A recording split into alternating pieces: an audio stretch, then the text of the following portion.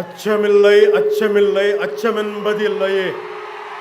இச்சகத்து உள்ளுரெல்லாம் எதிர்த்து நின்று போதினும் அச்சமில்லை அச்சமில்லை అచ్చమెన్బదిల్లయే.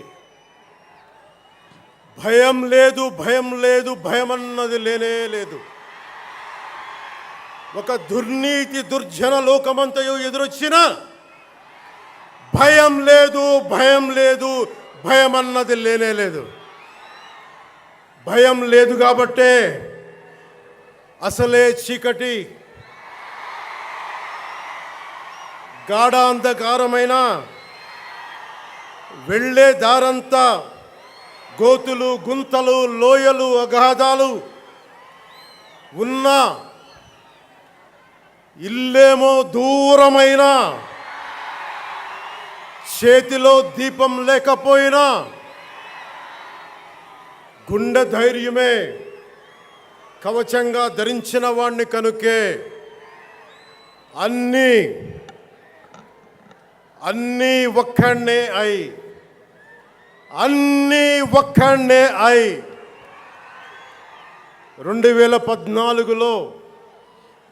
2014లో జనసేన పార్టీని స్థాపించాం.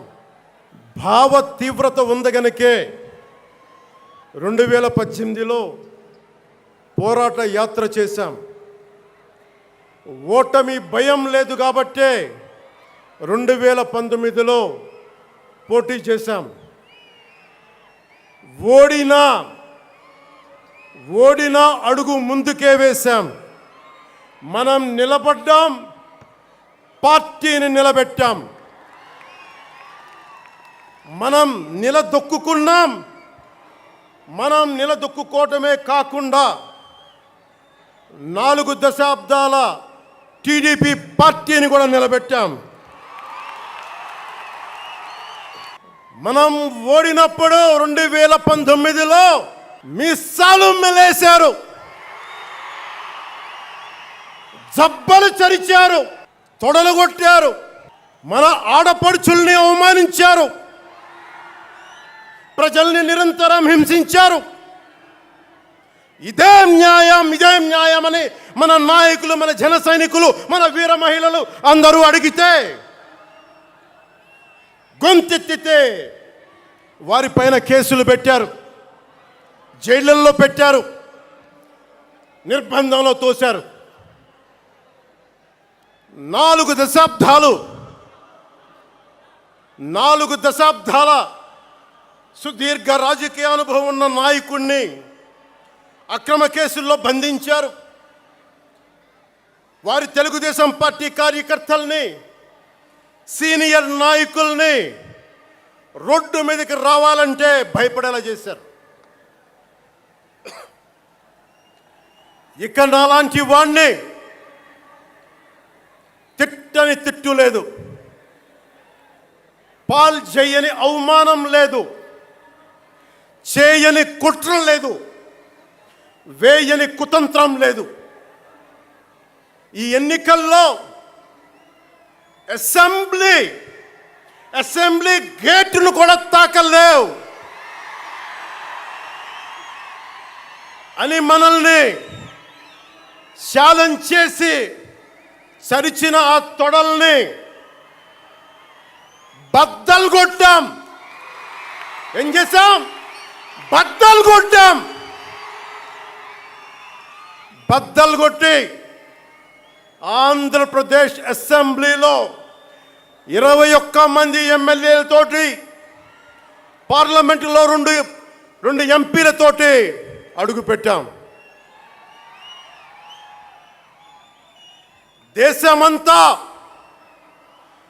దేశమంతా తల తిప్పి తిరిగి చూసేలా 100% స్ట్రైక్ రేట్తో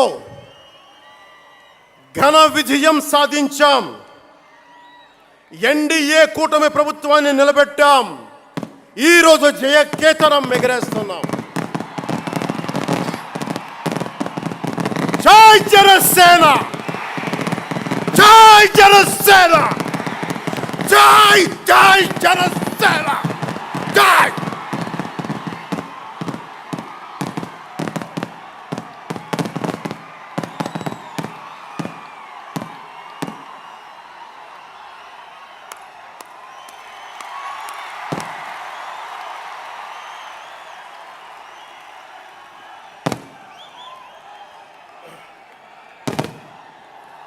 భరత భూమి నేర్పినదో, ప్రజాకోటి నేర్పినదో నిజమేమిటో కానీ ఒట్టి చేతిలో శత్రువుపై దుమికే శక్తి ఉంది అని చెప్పిన దాశరథి కృష్ణమాచార్య మాట బలం తెలంగాణకే కాదు, నెల్లూరులో చదువుకున్న నాకు కూడా. అందుకేనేమో అలా మన జనసేన జన్మస్థలం తెలంగాణ అయ్యింది, కర్మస్థలం ఆంధ్ర అయ్యింది. రుద్ర వీణ వాయిస్తా, అగ్ని ధారలు కురిపిస్తా, తిరుగుబాటు జెండా పట్టిస్తా, దుష్ట పాలన నుండి విముక్తి కలిగిస్తా అన్న కృష్ణమాచార్య మాటలు మాకే కాదు, మబ్బుల్లో పరిగెత్తే పిడుగులు, వేట కోసం బయటకొచ్చిన కొదమ సింహాలు వారికి కూడా ఊతమిచ్చినాయి. ఊతమివ్వబట్టే 24 ఎన్నికల్లో దాష్టీక ప్రభుత్వాన్ని దించి కూటమి ప్రభుత్వాన్ని, ఎన్డీఏ కూటమి ప్రభుత్వాన్ని గెలిపించారు. అందుకని మీ అందరికీ గుండెల్లోతుల్లో నుంచి ధన్యవాదాలు. మూగబోయిన కోటి తమ్ముల గళాల పాట పలికించి కదిలి జవమ్మ కూర్చి నా కళానికి బలమిచ్చి నడిపినట్టి నా తెలంగాణ కోటి రతనాల వీణ, నా తెలంగాణ కోటి రతనాల వీణ. అలాంటి కోటి దివిటీల క్రాంతి జ్యోతి తెలంగాణకు ఆ రోజున కరెంట్ షాక్ తగిలి చనిపోబోయిన నాకు కొండగట్టు ఆంజనేయుడి దయ, తెలంగాణ అన్నదమ్ముల దీవెన, నన్ను ప్రేమించే ప్రజలందరి దీవెన నాకు పునర్జన్మనిచ్చింది తెలంగాణ భూమి. అలాంటి తెలంగాణ నేల తల్లికి నా వందనాలు, హృదయపూర్వక వందనాలు. బండెన్క బండి గట్టి 16 బండ్లు గట్టి ఏ బండిలో పోతావు కొడక నైజాం సర్కార్ రోడా అని కాలిక గజ్జగట్టి చేత కర్రబట్టి కాలిక గజ్జ కట్టి ఆటనే పాటనే ఆయుధంగా మలిచిన వాడు, యువత గుండెల్లో పోరాట స్ఫూర్తిని నింపిన వాడు, నేను కనిపిస్తే ఎలా ఉన్నావురా తమ్మి అని ఆప్యాయంగా పలకించే మన మధ్య లేని నా అన్న, నా గద్దరన్న, నేల నుంచి వచ్చిన నా తెలంగాణ జన సైనికులకి, జనసేన నాయకులకి, వీర మహిళలకు నా హృదయపూర్వక శుభాకాంక్షలు. మా ఆడపడుచులు, మా వీర మహిళలు, మీ పోరాట స్ఫూర్తిని నేను మర్చిపోలేను. మీరు నా దృష్టిలో, ప్రజల దృష్టిలో, అందరి దృష్టిలో మీరు రాణి రుద్రమ్మలు, వీరనారి గున్నమ్మలు, మా జనసేన వీర మహిళలు. మా జనసేన ఆడపడుచులు అందరి క్షేమం కాంక్షించే సూర్యదేవుని లేలేత కిరణాలు. తేడా వస్తే కాల్చి కథం చేసే లేజర్ బీములు మా జనసేన వీర మహిళలు. అలాంటి మీకు, మా ఆడపడుచులకి, మా వీర మహిళలకి నేను మీకు రుణపడి ఉంటాను. సీనియర్ నాయకులు కొనతాల గారు చెప్పినట్టుగా ఈరోజు హోలీ పర్వదినం. రంగులు, ఉత్సాహం, మైత్రిని పంచే పండగ. చెడు పోయింది, మంచి వచ్చిందని చెప్పి రంగులు జల్లుకునే పండగ. మన జయకేతనం ఎగరవేసిన రోజున హోలీ కూడా రావటం యాదృచ్ఛికం కాదు, భగవంతుడి నిర్ణయం. అందుకని దేశ ప్రజలందరికీ నా హోలీ శుభాకాంక్షలు తెలియజేస్తా ఉన్నాను. ये भगवान का आशीर्वाद है कि जनसेना का यह खास दिन होली के पावन त्योहार के साथ आया है. मेरे लिए होली रंगों का त्योहार है, एकता का त्योहार है, दोस्ती का उत्सव है, खुशी और उल्लास का पर्व है. इस शुभ अवसर पर मैं इस मंच से, पिठापुरम से आप सभी को होली की हार्दिक शुभकामनाएं देता हूं. తమిళనాడు నుంచి నాకు ఎంతో ప్రేమనిచ్చారు. మన స్పీచ్లు చూస్తారంటే నాకు తెలియదు. మన తమిళనాడు పర్యటనకి వెళ్తే అందరూ నాకు ఎంతో ప్రేమనిచ్చారు. షణ్ముఖ యాత్రకి వెళితే నేను తమిళనాడులో చాలా కీలకమైన దశలో ఉన్నవాడిని, పెరిగినవాడిని. సుబ్రహ్మణ్య భారతీయారిని స్ఫూర్తిని నింపుకున్నవాడిని. అలాంటి తమిళనాడు ప్రజలందరికీ నా మనస్ఫూర్తిగా మీకు నా నమస్కారాలు. రమణ మహర్షి ఉళ్ళిట్ట ఎన్నట్లు సిద్ధர்கள் வாழ்ந்த சித்தப்பெற்ற சித்தர் பூமி உலக புதுமரியம் திருக்குறளவை உலகக்கு தந்த ஞான பூமி அச்சமில்லை அச்சமில்லை என முழுங்கிய மகாகவி பாரதியார் வீரபூமி உலகத்தை ரட்சிக்கும் கந்தசஷ்டி கவசம் எனும் அருண்கோடை தந்த ஆன்மீக பூமியாம் தமிழகத்தை சேர்ந்த என் அன்பு உள்ளங்களுக்கு எனது அன்பு நிறைந்த வணக்கங்கள். మన మహారాష్ట్రకి వెళితే నాకు మహారాష్ట్రలో అభిమానులు ఉంటారు. అది కూడా రాజకీయ పరంగా ఉంటారు, సినిమాల పరంగా కాకుండా అని నాకు తెలియలే. ఎంతో ప్రేమనిచ్చారు. గౌరవ మహారాష్ట్ర ముఖ్యమంత్రి దేవేంద్ర ఫడ్నవీస్ గారు నన్ను రమ్మని 19 నుంచి అడుగుతూ ఉన్నారు. అప్పుడు కుదరలా, 24లో కుదరలేదు, 19లో కుదరలేదు, 14లో కుదరలేదు. మొన్న హర్యానాలో మీరు రావాలి ఖచ్చితంగా అని చెప్పి ప్రత్యేకించి నన్ను పిలిపించారు. నేను ఎన్డీఏ కూటమి కోసం ప్రచారం చేశాను, భారతీయ జనతా పార్టీ కోసం. వెళ్ళిన అన్ని సీట్లు దాదాపు 95% మనం గెలిచాం, ఒక్క సీటు తప్ప.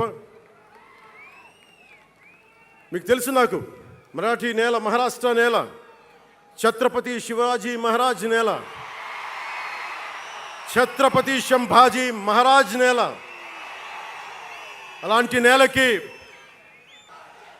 ఛత్రపతి शिवाजी महाराज आणि छत्रपती संभाजी महाराज यांच्या महाराष्ट्र भूमीतून आलोल्य सोलापूर, लातूर, बिल्लारपूर सारख्या जिल्ह्यांतील जनसैनिकांना माझा मनपूर्वक नमस्कार. అలాగే కర్ణాటక నుంచి వచ్చిన అభిమానులకి, ಕರ್ನಾಟಕದಿಂದ ಈ ಹಬ್ಬಕ್ಕೆ ಆಗಮಿಸಿದ ನನ್ನ ಜನ ಸೈನಿಕರಿಗೆ, ನನ್ನನ್ನು ಪ್ರೀತಿಸುವ ಕರ್ನಾಟಕದ ಜನ ಸೈನಿಕರಿಗೆ హృత్పూర్వక నమస్కారాలు. చాలా భాషలు అయిపోయినాయి కదా. అని మీకు అర్థమైంది కదా, 2 భాషలు ఒక్క భాషలా కాదు. భారతదేశానికి కావాల్సింది తమిళనాడుతో సహా we need multiple languages, not just 2. We need multiple languages to keep, not just for the integrity of the country, but also to understand each other, to share love with each other. అందుకనే బహుభాష భారతదేశానికి మంచిది. చెప్తామా? భారత్ మాతాకి జై. బోలో భారత్ మాతాకి.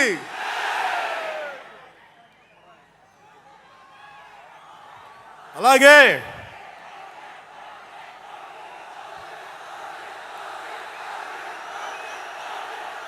చేద్దాం, చాలా వస్తుంది. ఇందాక స్టేజ్ పైకి వచ్చేటప్పుడు కిందకి వెళ్ళాం, మళ్ళీ సభ ముందు చాలా సినిమాలు ఆపండి, చాలు ఓజీ, చాలు ఓజీ, చాలు. అంటే మీ అందరికీ నేను సినిమాలు ఎందుకు వద్దని చెప్తానంటే, సినిమాలు తక్కువ చేయడం నా ఉద్దేశం కాదు. మీరు ఓజీ సినిమాకి వెళ్ళి జనసేన జిందాబాద్ అని ఎలా అనకూడదు, ఇక్కడికి వచ్చి సినిమా ఎందుకు అనకూడదంటే, ప్రాణాలు తెగించున్నారు ఇక్కడ వాళ్ళందరూ, ఇక్కడ జన సైనికులు. ఎందుకు సినిమా మాట్లాడకూడదు అంటే, 450 మంది పైచీలకు జన సైనికులు సినిమాలను కాదు సిద్ధాంతాలు నమ్మి చనిపోయారు. వారి గౌరవం కోసం.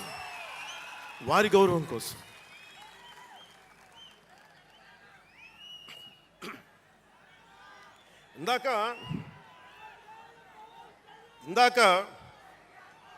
వద్దాం, అవి కూడా వినండి. మీరు వింటలేదని అర్థం. నా పేరు అరుస్తున్నారంటే మీరు నా మాట వింటలేదని. నా మాట వింటే 151 ఉన్న సీట్లు పార్టీ పోయింది. అందుకే నా మాట వినాలి, కూర్చోండి.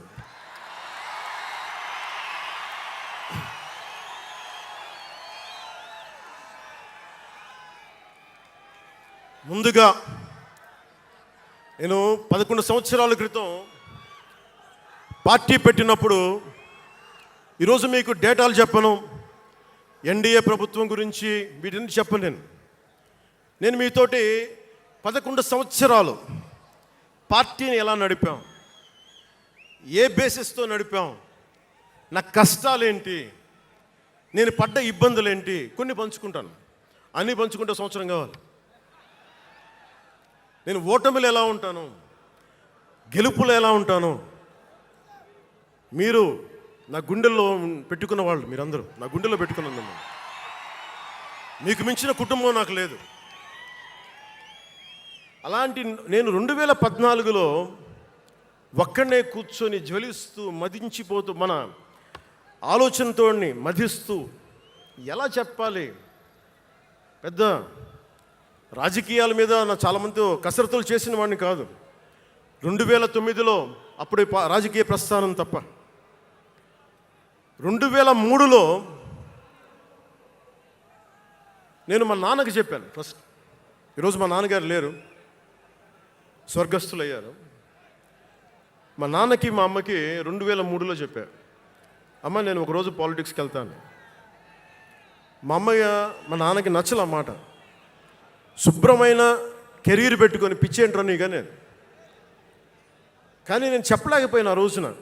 నేను సినిమాలని దృష్టిలో పెట్టుకొని ఎదగలేదు, సమాజాన్ని దేశాన్ని దృష్టిలో పెట్టుకొని ఎదిగాను. సినిమా నాకు ఉపకరణం అయింది, కానీ సినిమా నా జీవితం కాలం. చెప్పలేకపోయినా ఆ రోజున. నన్ను చాలామంది, మీరు అందరికీ నాకు గద్దరన్న ఎలా పరిచయం అనుకుంటున్నారు మీరు? రాజకీయాల ద్వారా కాదు. గద్దరన్న ఖుషీ సినిమా చూసి మా అన్నయ్య గారిని పట్టుకొని మా అన్నయ్య గారి దగ్గరికి వచ్చి, మా పెద్దన్నయ్య గారి దగ్గరికి వచ్చి, మీ తమ్ముడిని కలవాల్సిందే నేను. మా అన్నయ్య ఫోన్ చేశారు, అరే నేను గద్దర్ గారు కలుస్తారంటాను. నాకు గద్దర్ గారు అంటే ఇష్టం చిన్నప్పటి నుంచి, మా నాగబాబు గారి దయ వల్ల. సరే కలిస్తే ఆయన ఎంత క్షుణ్ణంగా ఆయన పరిస్థితి చెప్పాడంటే, అరే నువ్వు దేశం కోసం సమాజం కోసం ఆలోచించేవాడివి. నీ ఏ మేరా జహా అనే పాటలో నువ్వు భరతమాతని సంఖ్యలలో బంధించి పెట్టావు కదా, నీ భావం నాకు అర్థమైందిరా అన్నాడు. నువ్వంటే నాకు ఇష్టం రా తమ్మి అని చెప్పి ఆ రోజు నుంచి మాకు స్నేహం. అది నాకు అన్నా తమ్ముడ బంధమైందని ఆయన చనిపోయేలోపు. అలాగే 2006లో నేను విపరీతంగా ఒక పిహెచ్డి కోసం, ఒక స్కాలర్ ఎలా చదువుతాడో పుస్తకాల మధ్యలో సినిమాలు చేశాను. అందుకే నా సినిమాలు మీకు నచ్చి ఉండకపోవచ్చు ఆ రోజున. కానీ నా జ్వలనాన్ని ఎక్కడో ఢిల్లీలో కూర్చొని ఒకళ్ళు,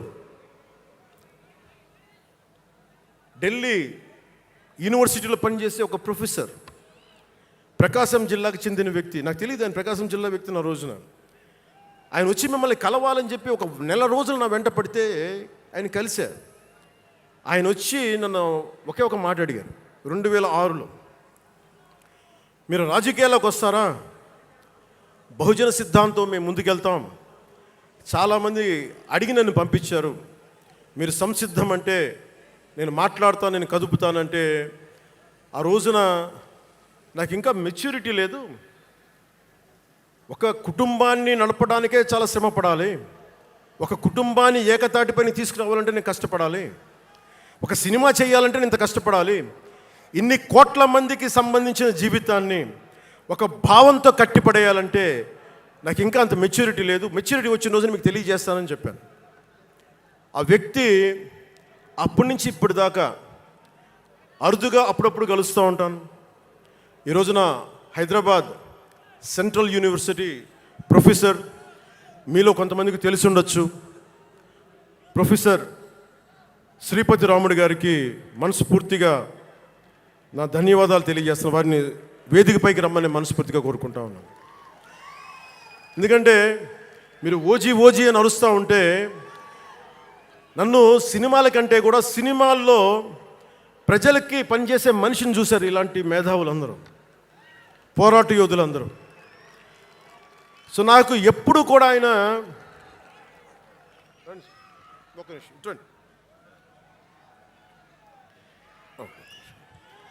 ప్రొఫెసర్ గారు మన జనసేన పార్టీ కాదు, ఆయన ప్రొఫెసరే.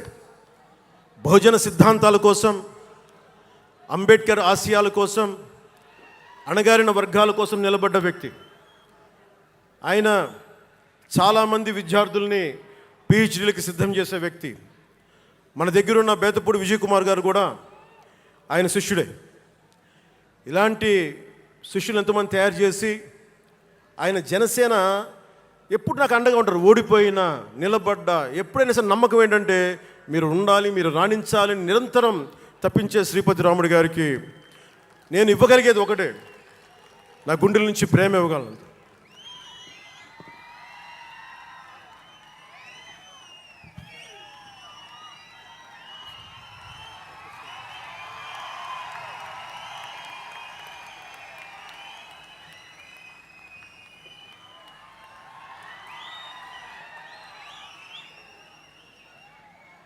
అంటే కృతజ్ఞత అనేది ఎంత అవసరం, గుర్తింపు ఎంత అవసరం అంటే మనం ఏదో అయినప్పుడు కాదు, ఏవి అవ్వనప్పుడు మనం వెంట నిలబడాల్సింది. నేను థ్యాంకింగ్ నోట్స్ చెప్దాం అనుకున్నా. ఎవరికి చెప్పాలి? ముందుగా ఈ సభా వేదిక కోసం పారిశుద్ధ్య సిబ్బందికి, నా గుండెల్లో పెట్టుకొని గౌరవించే నా పారిశుద్ధ్య సిబ్బందికి ముందుగా మీ అందరికీ నా హృదయపూర్వక నమస్కారాలు, హృదయపూర్వక ధన్యవాదాలు. యాక్చువల్గా నేను అనుకుంది ముందుగా పారిశుద్ధ కార్మికులకి సన్మానం చేసి స్పీచ్ మొదలు పెడదామని. ఎక్కువ మంది ఉండటం వల్ల మన సమయం సరిపోదు కాబట్టి రేపు పొద్దున మన సీనియర్ నాయకులందరినీ, సోదరులు నాగబాబు గారిని, ఎమ్మెల్సీ వారిని గౌరవించి చేయవలసిందిగా నేను కోరుకుంటున్నాను. అలాగే దారి పొడవునా శుభాకాంక్షలు తెలియజేసిన హోర్డింగ్స్ ద్వారా నా సోదరులు సోదరీమణులందరికీ, ప్రతి ఒక్కరికి, నాయకులందరికీ నా ధన్యవాదాలు. డిప్యూటీ సీఎం పేషి అధికారులందరికీ కూడా నా ధన్యవాదాలు. నా సెక్యూరిటీ సిబ్బందికి కూడా నా ధన్యవాదాలు. ఈ ఆవిర్భావ దినోత్సవానికి ముందుండి నడిపించిన గౌరవ సివిల్ సప్లైస్ మంత్రి, Janasena political affairs committee chairman, నన్ను కాలానికి నా పరీక్షలు పెట్టి కానీ ఒకసారి నిర్ణయం తీసుకున్న తర్వాత ఓడిపోయినా కానీ వెన్నంటే నిలబడ్డ నా సోదరుడు పిఎస్సి చైర్మన్, గౌరవ సివిల్ సప్లైస్ మంత్రి శ్రీ నాదెండ్ల మనోహర్ గారికి నా హృదయపూర్వక ధన్యవాదాలు.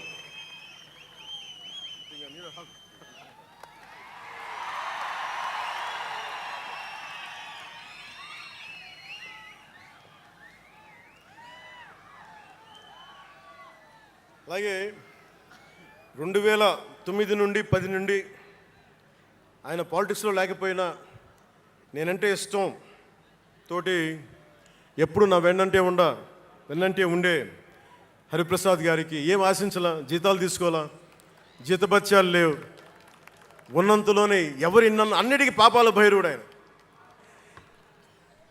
పవన్ కళ్యాణ్ ఆ నిర్ణయం తీసుకోలేదంటే ఈయనే ఉంటాడు కారణం అంట.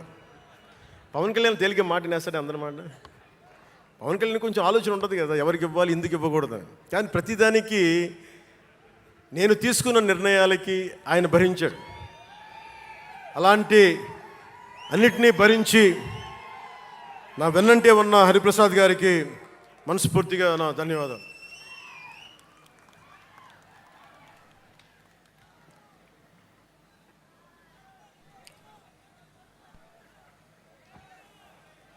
అలాగే అన్ని కమిటీల సభ్యులందరికీ పేరు పేరున, కేకే గారికి, తెగించే గుణమున్న పంచకర్ల సందీప్కి, పోరాటం చేసిన నాయకులందరికీ నా ప్రత్యేక ధన్యవాదాలు. సోషల్ మీడియా సిబ్బందికి, స్టేజ్ కల్చరల్ ఆర్టిస్టులందరికీ, ఫుడ్ సప్లయర్స్ అందరికీ, దాతలకి, డాక్టర్స్ టీమ్కి, ప్రతి ఒక్కరికి నా హృదయపూర్వక నమస్కారాలు. ఇందాక ఆ పైన హెలికాప్టర్లో వస్తుంటే చాలామంది ఫోటోగ్రాఫ్స్ కనిపించినాయి. ముఖ్యంగా తెలుగు సినిమా హీరోలు, సూపర్ స్టార్స్ ఫొటోస్. ప్రభాస్ గారిది, మహేష్ బాబు గారిది, జూనియర్ ఎన్టీఆర్ గారిది, అల్లు అర్జున్ గారిది, సాయి ధరమ్ తేజ్ గారి, నందమూరి అభిమానులు,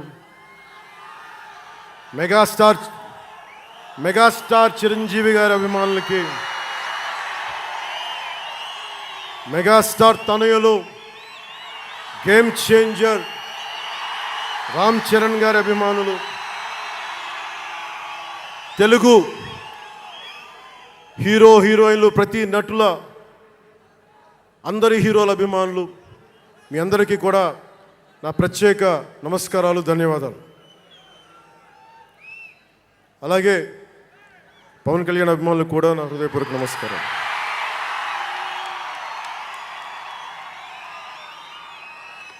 మద్దతు ఇచ్చిన జనసేనతో పాటు ఎన్డీఏ కూటమి పక్షాలైన తెలుగుదేశం, బీజేపీ నాయకులకు, కార్యకర్తలకు నా ప్రత్యేక ధన్యవాదాలు.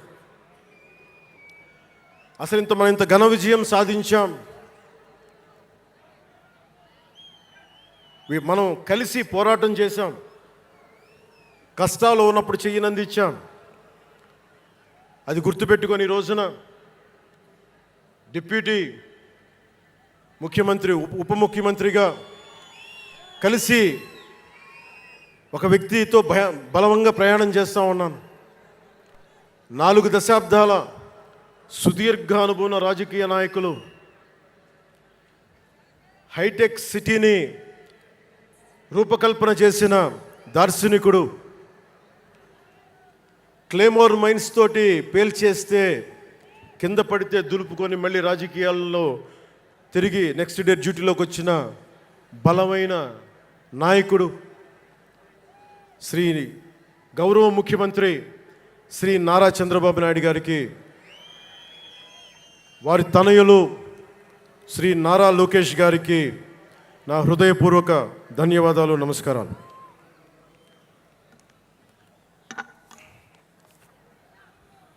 ఒకసారి నా నోటి నుంచి 11 సంవత్సరాలు నలిగాం కదా, మన ఎంపీలు మన పేర్లు నా నోటి గుండా చెప్పాలి మీ అందరికీ అని చెప్పడానికి.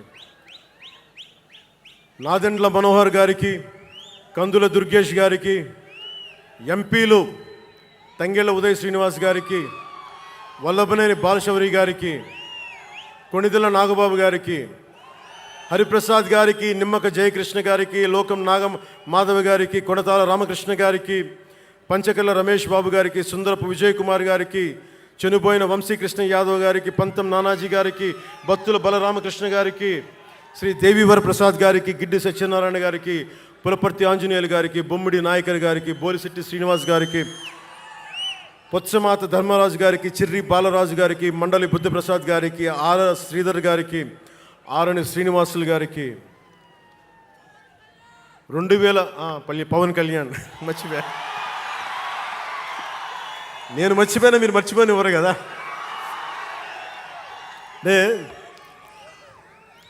ఇది మనం 11వ సంవత్సరం, వారు 11కి అంకితం చేశాం.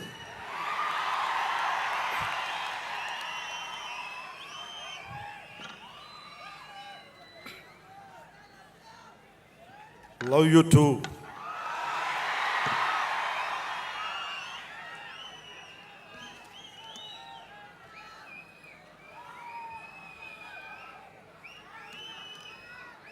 అలాగే ఈ సభకి పోలీస్ వ్యవస్థ మీకు తెలుసు, మనం ఎంత నలిగిపోయామో.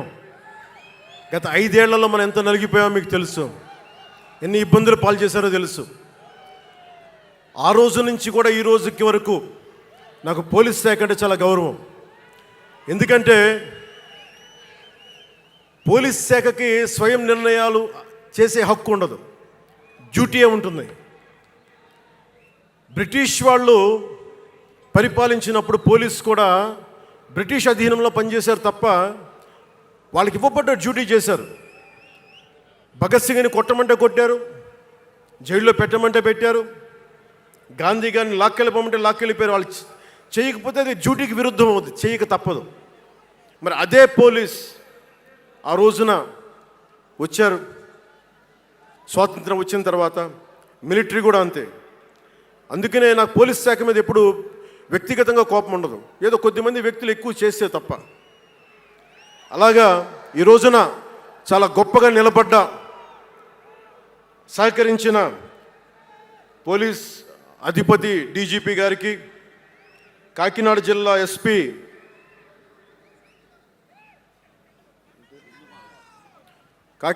ఎస్పీ బిందు మాధవ్ గారికి, కలెక్టర్ శ్రీ షణ్మోహన్ గారికి, రెవెన్యూ అధికారులకు, ఇతర పోలీస్ అధికారులకు, మున్సిపల్ అధికారులకు, బందోబస్తు డ్యూటీకి వచ్చి అన్ని జిల్లాల నుంచి వచ్చిన నలిగిపోయి ఎండలో ఉన్న నా కానిస్టేబుల్ సోదరులకు, ప్రతి ఒక్కరికి పేరు పేరున నా హృదయపూర్వక ధన్యవాదాలు, హృదయపూర్వక కృతజ్ఞతలు.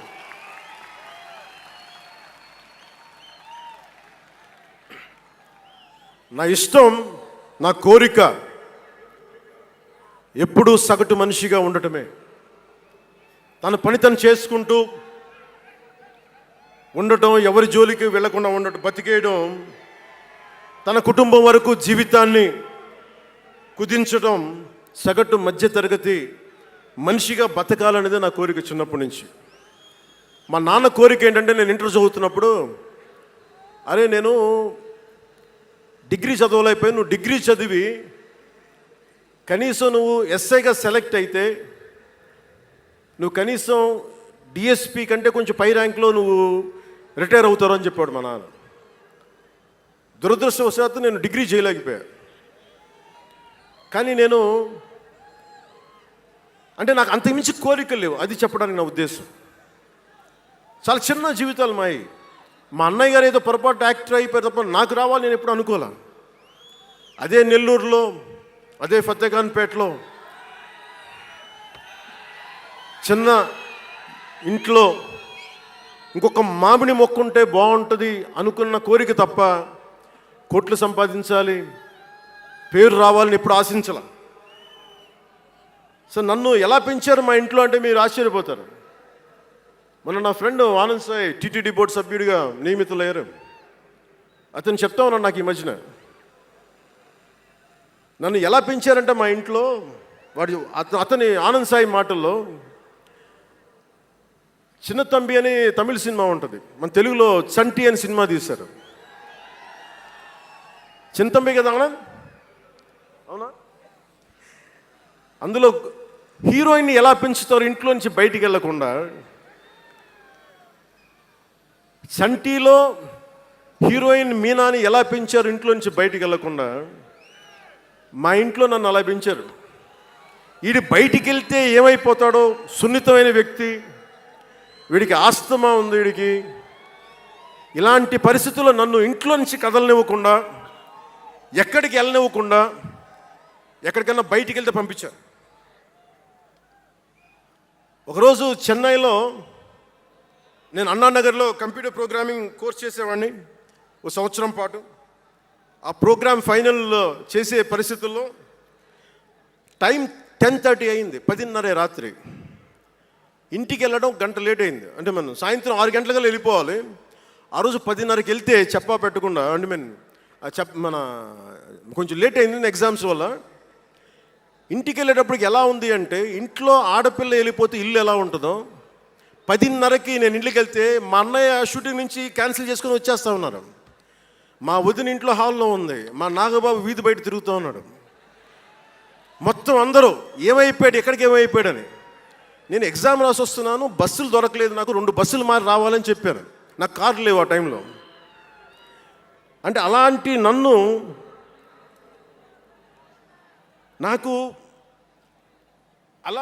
పెంచారు నన్ను. ఇది మా నాగబాబు గారు ఇక్కడే ఉన్నారు, అడగండి, ఆ రోజు గుర్తుండి ఉంటుంది ఆయనకి. అలాంటి నన్ను పాలిటిక్స్ చేస్తానని కానీ, సినిమాల్లోకి వస్తానని కానీ ఎవరు ఊహించలే. ఎందుకంటే నేనే ఊహించలే. పోనీ 18 ఏళ్ల వయసులోనో 20 ఏళ్ల వయసులోనో 10:30కి లేటుగా వచ్చామంటే ఒక అర్థం ఉంటుంది. అక్కడ అమ్మాయి ఇక్కడ అబ్బాయి, గోకులంలో సీత, సుస్వాగతం, తొలి ప్రేమ చేస్తున్న సమయంలో, మేబీ తొలి ప్రేమ ముందు అటో ఇటో, సంగీత్ థియేటర్లో, హైదరాబాద్ సంగీత్ థియేటర్లో క్లింట్ ఈస్ట్వుడ్ నాకు ఇష్టమైన హీరో, అతను సినిమాకి వెళ్ళా. బ్రిడ్జెస్ ఆఫ్ మాడిసన్ కౌంటీ అని ఒక ఇంగ్లీష్ నవల్ ఆధారంగా తీశారు. అది నాకు ఇస్తుంది ఆ నవల్. సో ఎలా తీశారని చెప్పి నేను షూటింగ్ రిలీజ్ కూడా అయిపోయినట్టుంది తొలి ప్రేమ. నేను నా ఫ్రెండ్ ఆనంద్ సాయిని, హరీష్ పాయిని, ఇంకో 2-3తోటి సెకండ్ షోకి వెళ్ళా. సెకండ్ షోకి వెళ్ళి ఇంటికి వస్తే కింద మా నాన్న, ఇంట్లో పైన రూమ్లో పడుకోవాల్సిన మా నాన్న కింద కుర్చీ వేసుకొని, ఓ నీలకమల్ చైర్ వేసుకొని నా కోసం వెయిట్ చేస్తూ ఉన్నాడు. ఎక్కడికి రా వెళ్ళామని. షూటింగ్ అన్నాడు. షూటింగ్ అన్నాడు, సినిమాకి వెళ్ళానంటే ఆయన ఎట్లా తిట్టాడంటే నన్ను, నేను చాలా తప్పుడు పనులు చేసేస్తున్నట్టుగా, ఏదో బార్లో కూర్చొని తాగేసినట్టుగా. నేను అప్పటికి కొంచెం గుండె ధైర్యం తెచ్చుకొని చెప్పాను, అక్కడ మా నాన్న అంటే భయం. చిన్నప్పుడు చాలా కొట్టేవాడు మా నాన్న మమ్మల్ని. ఆ భయం నన్ను కొట్టింది తక్కువ, కానీ మా అన్నయ్యని కొట్టింది ఎక్కువ. సో ఎముడికి మొగుళ్ళలో ప్రసాద్ బాబు ఉంటాడు. చిరంజీవి గారు పక్క వ్యక్తిని కొడితే ఇతను లైన్లోకి వచ్చేస్తాడు. అక్కడ నేను డిసిప్లిన్లోకి వచ్చాను. అట్లాగే వీళ్ళని కొడితే నేను డిసిప్లిన్లోకి వచ్చాను. నాకు ఆయన కొట్టక్కర్లేదు, నేను డిసిప్లిన్గా ఉంటాను నేను. సో నాకు మా నాన్న చూడగానే భయం వేసింది, కొడతాడా గబుక్కున బాగుండదేమో అనుకునేవాడిని. నేను చెప్పాను, కొంచెం బలం తెచ్చుకొని 3 సినిమాలు హిట్లు వచ్చినాయి, 4వ సినిమా రిలీజ్ అయ్యి హిట్ అయింది తొలి ప్రేమ. నాన్న నేను హీరో నన్న సంగతి కూడా మర్చిపోకు, నువ్వు అర్థం చేసుకో అని చెప్పాను. ఇంకా ఎక్కువ తిట్టాడు.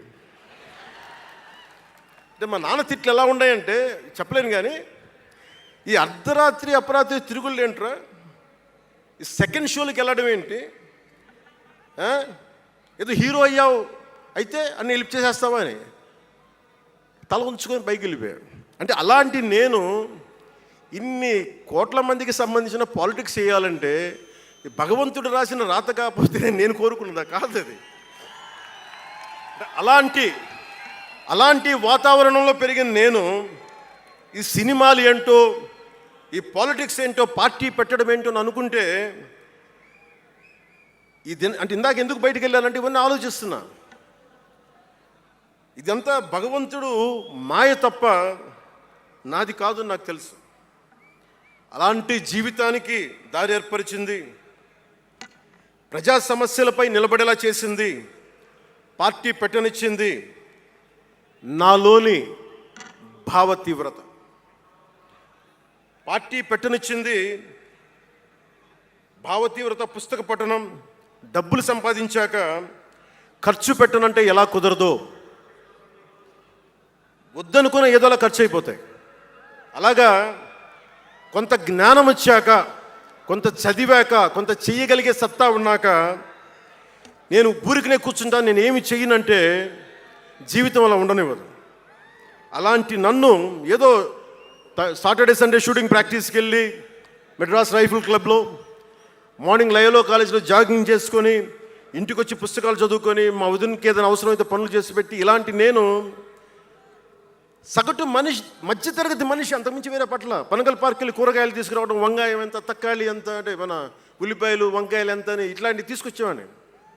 నెల్లూరులో పెద్ద బజారు, మన పెద్ద బజారు చిన్న బజారుకి వెళ్ళి ఇంటికి కావాల్సిన సామాన్లు తీసుకొచ్చేవాడిని. నాకు అంతకుమించి జీవితాన్ని కోరుకోలేదు నేను. అలాంటిది నేను యాక్టర్ అయ్యాను, ఈ రోజున పొలిటికల్ లీడర్ అయ్యాను, దేశమంతా గుర్తించే అయ్యానంటే ఇది ఏది కూడా నేను కోరుకుంది కాదు, నాకు ఇవ్వబడింది. అందుకే నేను కర్మే చేస్తాను, నేను ఫలితం ఆశించను.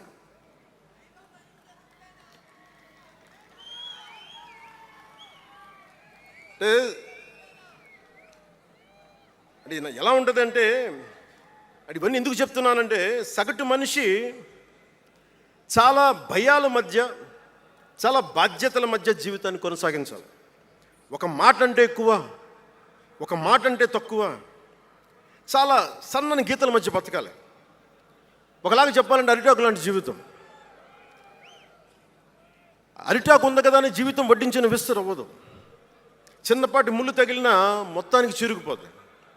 అలాంటి కోట్లాది సగటు మనుషుల ప్రభావితం చేసే సినిమా కానీ, కోట్లాది మందిని ప్రభావితం చేసే రాజకీయాలు కానీ నాకు చాలా బాధ్యతనిచ్చాయి. సినిమాలో ఎంత చెప్తే మంచిది, ఎంత చెప్తే మంచిది కాదు అని ఆలోచించి చేసేవాడిని. ఒక దేశభక్తి పాట పెడితే మంచిదా, ఒక క్లబ్ డాన్స్ పెడితే మంచిదా, ఈ రెండు ఆలోచించి దేశభక్తికి వెళ్ళాను నేను.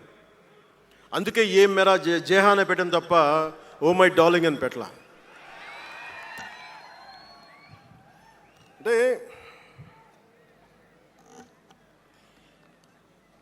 ఎందుకు నేను ఆలోచిస్తానంటే, మనిషి మనెవరూ శాశ్వతం కాదు.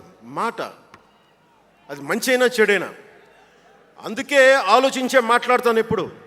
ఈ అన్న మాట ఒక తరం 2-3 తరాలు ఉండిపోతే పర్యవసానం ఏంటి, ఎనీ పబ్లిక్ పాలసీ, ఇవన్నీ ఆలోచించి నేను జనసేన కోసం ప్రతిపాదించిన 7 సిద్ధాంతాలు చాలా మదించి, శోధించి, తర్కించి మీ ముందు పెట్టింది. సంవత్సరం కాదు, 2 సంవత్సరాలు కాదు, నేను టీనేజర్గా ఉన్నప్పటి నుంచి నాకు నెల్లూరు డైకస్ రోడ్లో డాక్టర్ కరీముల్లా గారు నాకు ఆస్తమాకు వచ్చినప్పుడల్లా నాకు డెర్ఫ్లిన్ ఇంజెక్షన్ ఇచ్చేవాళ్ళు.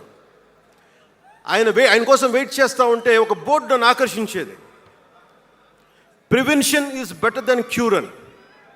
దాన్ని ఎప్పుడు గుర్తుండిపోయింది నాకు. అంటే వ్యాధి నివారణ కంటే, వ్యాధి చికిత్స కంటే కూడా వ్యాధి నివారణ మేలని. అందరూ చాలామంది అనుకుంటారు కదా, ఎందుకు నాకు చెగువెరా ఇష్టం అంటే అది కమ్యూనిజమో మావోయిజమో వల్ల కాదు. ఒకడు డాక్టర్ అయ్యండి, శారీరక రుగ్మతలు వస్తే బాగు చేసే డాక్టరు సమాజానికి పట్టే రుగ్మతలను ఎవడు బాగు చేస్తాడు అని చెప్పి డాక్టర్ వృత్తి వదిలి విప్లవకారుడు అయ్యాడు చూసారా, ఆ భావన నాకు ఇస్తుంది చెగువెరాలో. అంతేగాని అతను మావోయిస్టో కమ్యూనిస్టో అని కాదు, గెరిల్లా అని కాదు. ఆ మానవీయ కోణం నాకు నచ్చి దాన్ని ఇష్టపడ్డాను చెగువెరాని. ఆ సిద్ధాంతాలని అంటే ఇవన్నీ ఎందుకు చెప్తున్నాను మీకంటే, చాలా ఆలోచించి చేశాను. అంటే అంత వయసు నుంచి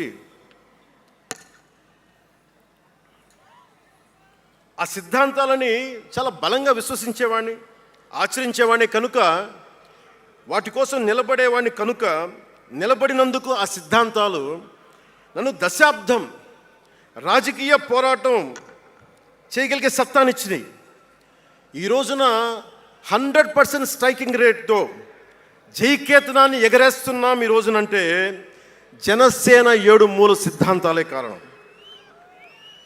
అంటే మీకు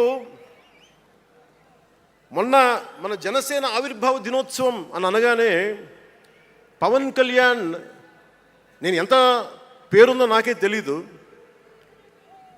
ఇంగ్లీష్ పేపర్లో కూడా రాస్తారని నా పేరు అనుకుంటాను అప్పుడప్పుడు. ఏదో నేషనల్ పేపర్లో ఢిల్లీ నుంచి ఎవరో తెలుగు జర్నలిస్ట్ పంపించలే, హిందీ జర్నలిస్ట్ పంపించారు నాకు. Pavan Kalyan changes his ideology left right and centre అని. అంటే వీడి అవసరాలకి ఎలా పడితే అలా మార్చేస్తాడని నాకు అనిపించింది.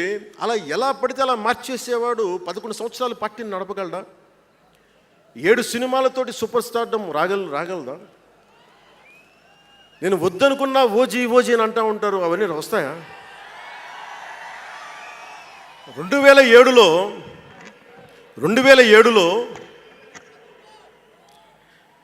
నేను కామన్ మ్యాన్ ప్రొటెక్షన్ ఫోర్స్ పెట్టినప్పుడు చాలామంది నాకు ఇష్టమైన నాయకులు, ప్రభావితం చేసిన నాయకులు, ఒకరితో ఒకరికి సంబంధం లేదు. ఒకళ్ళు నారాయణ గురు అయితే ఇంకొకళ్ళు షెగువేరా, ఒకళ్ళు జయప్రకాష్ నారాయణ అయితే ఇంకొకళ్ళు లోకమాన్య బాలగంగాధర్ తిలక్, ఒకళ్ళు మదర్ తెరీసా అయితే ఇంకో వైపున భగత్ సింగ్. ఆ రోజు నన్ను అందరూ అన్నారు, నీకేంటి ఇంత పిచ్చి ఏంటి, నీకు కన్ఫ్యూజ్డ్ ఐడియాలజీ నీది అంటే నేను రోజు చెప్పలేకపోయాను అందరికీ. పవన్ కళ్యాణ్ ఐడియాలజీ ఏంటంటే ఇంత భిన్నమైన వ్యక్తుల్లో ఏకత్వం చూడగలగడం పవన్ కళ్యాణ్ ఐడియాలజీ. ఆ ఏకత్వాన్ని చూడగలిగాం కాబట్టి ఆ 7 సిద్ధాంతాలు వచ్చినాయి. నాకు ఒక్కొక్కరిలో నాకు నచ్చిన అంశాన్ని తీసుకొని నాకు వ్యక్తిగతంగా బలం ఇవ్వడం చూశాను. అది నా మీద ఎంత ప్రభావితం చూపించింది, అది ఎంత సక్సెస్ ఇచ్చిందో కూడా నాకు తెలుసు. అంటే నేను అందరిలాగా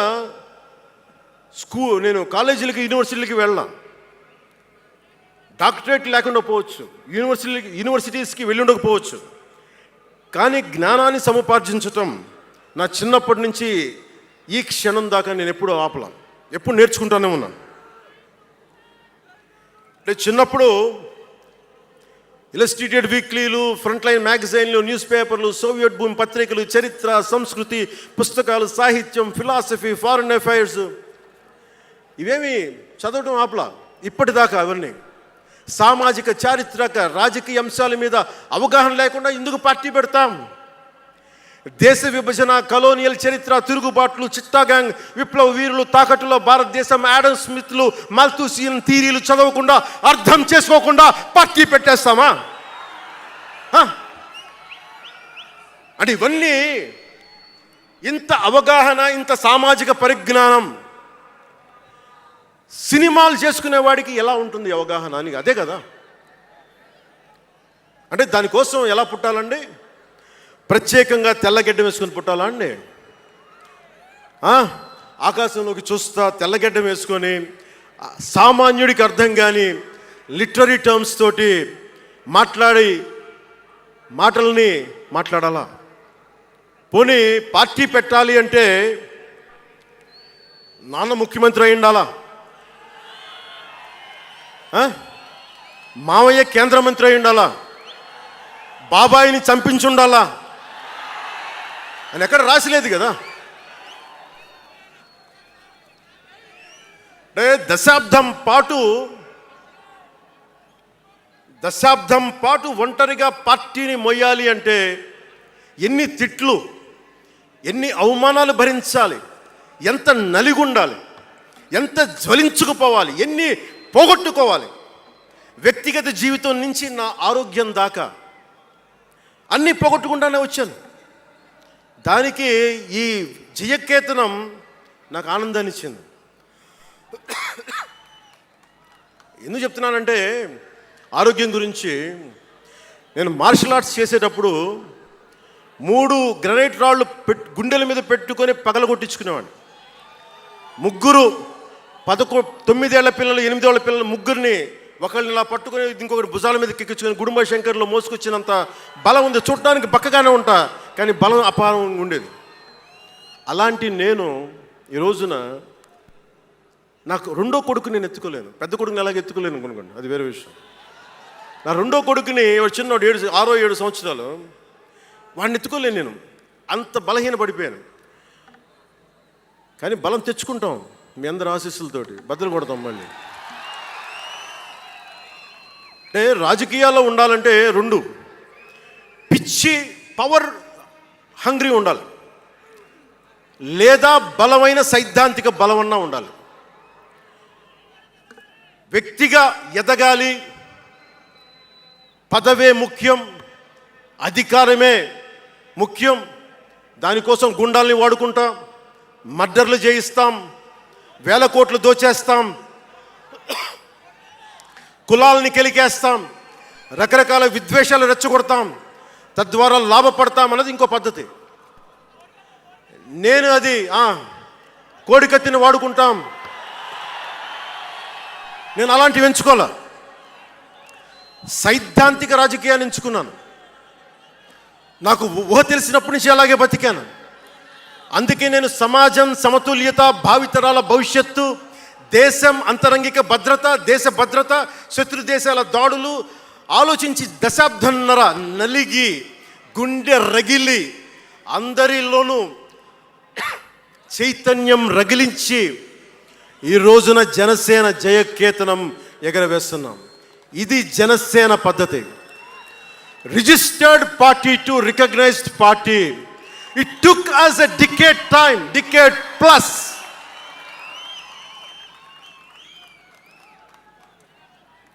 అంటే నువ్వు ఎలా మార్చేసుకుంటావంటారు, నువ్వు అలా పడితే ఎలా మార్చేసుకుంటావని మాట్లాడతారు. అరే ఒక మనం ప్రార్థించే నదే గంగమ్మ అవ్వచ్చు, కృష్ణమ్మ అవ్వచ్చు, దేవత అవుతుంది, పడవలకి రస్తా అవుతుంది, పంట కాలువలకి పొలాల్లోకి దూరే పంట కాలువ అవుతుంది. మార్పు అనేక రకాలుగా ఉంటుంది. ఇక్కడ నువ్వు గంగని నదిగా చేసావు, ఇక్కడ నువ్వు స్నానం చేయకూడదంటే కుదరదు. చాలా విభిన్నంగా చూడాలి. నేను మార్పు కోసం వచ్చిన వాడిని, ఓట్ల కోసం వచ్చిన వాడిని కాదు. అంటే ఇన్ని మాట్లాడే ఈ ఇంగ్లీష్ పేపర్ వాళ్ళకి I want to give you an example. Who said Pavan Kalyan changes from left, right and centre? Let me tell you this. One example from one of your journalist brotherhood, from your journalist brethren, Sri